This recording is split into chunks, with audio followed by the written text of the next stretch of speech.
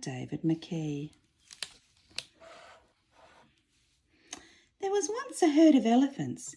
Elephants young, elephants old, elephants tall or fat or thin, elephants like this, that or the other, all different but all happy and all the same colour. All that is except Elmer. Elmer was different. Elmer was patchwork. Elmer was yellow and orange and red and pink and purple and blue and green and black and white. Elmer was not elephant colour. It was Elmer who kept the elephants happy. Sometimes he joked with the other elephants. Sometimes they joked with him. But if there was even a little smile, it was usually Elmer who started it. One night, Elmer couldn't sleep for thinking, and the think that he was thinking was that he was tired of being different. Who ever heard of a patchwork elephant? He thought. No wonder they laugh at me. In the morning, before the others were really awake, Elmer slipped quietly away, unnoticed.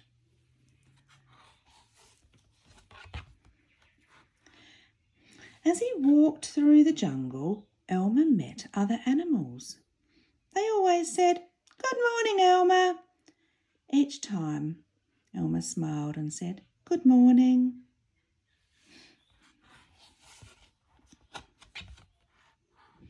After a long walk, Elmer found what he was looking for, a large bush covered with berries, a large bush covered with elephant-coloured berries.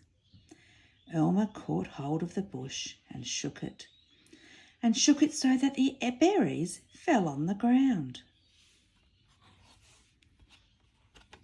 Once the ground was covered in berries, Elmer lay down and rolled over and over, this way and that way and back again.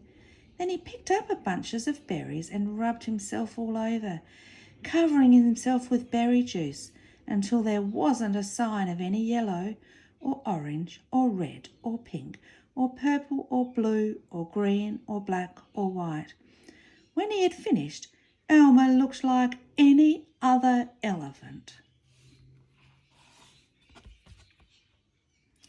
After that, Elmer set off back to the herd. On the way, he passed the other animals again. This time each one said to him, "Good morning, elephant."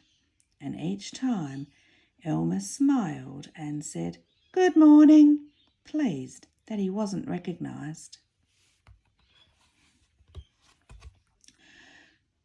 When Elmer rejoined the other elephants, they were all standing quietly.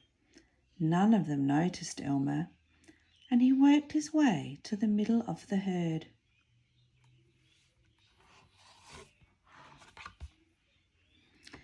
After a while, Elmer felt that something was wrong. But what? He looked around. Same old jungle, same old bright sky, same old rain cloud that came over from time to time, and lastly, same old elephants. Elmer looked at them. The elephants were standing absolutely still. Elmer had never seen them so serious before. The more he looked at the serious, silent, still-standing elephants, the more he wanted to laugh. Finally, he could bear it no longer. He lifted his trunk and at the top of his voice shouted, "Boo!"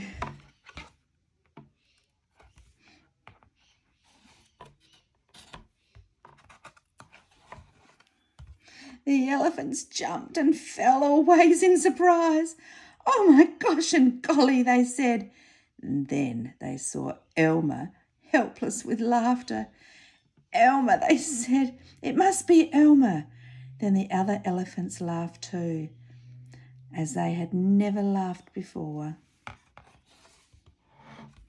As they laughed, the rain cloud burst, and when the rain fell on Elmer, his patchwork started to show again. "Oh, Elmer," gasped an old elephant, "you've played some good jokes, but this has been the biggest laugh of all. It didn't take you long to show your true colours."